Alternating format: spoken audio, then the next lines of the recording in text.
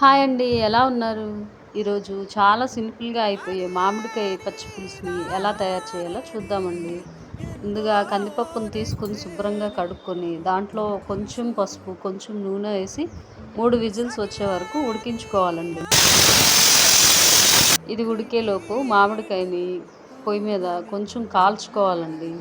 తర్వాత ఎండుమిర్చి, కొంచెం పచ్చిమిర్చి కూడా కాల్చి పక్కన పెట్టుకోండి.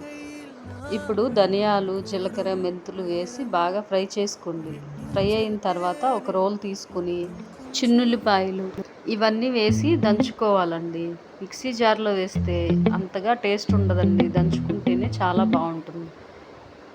ఈ దంచుకున్న తర్వాత మామిడికాయ తీసుకొని దాని పెచ్చులన్నీ తీసేసి ఒక గిన్నె తీసుకుని, గిన్నెలో మామిడికాయ వేసుకొని దానికి సరిపడా వాటర్ అయితే పోసుకోవాలండి.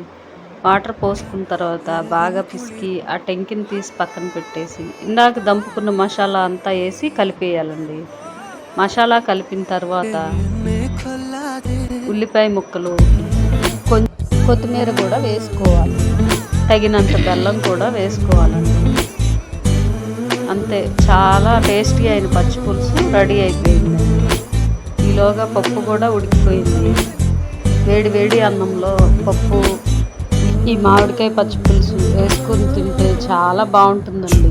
మీరు కూడా ఒకసారి ట్రై చేసి ఈ రెసిపీ ఎలా ఉందో నాకు కామెంట్స్ రూపంలో తెలియజేయండి. Thank you for watching.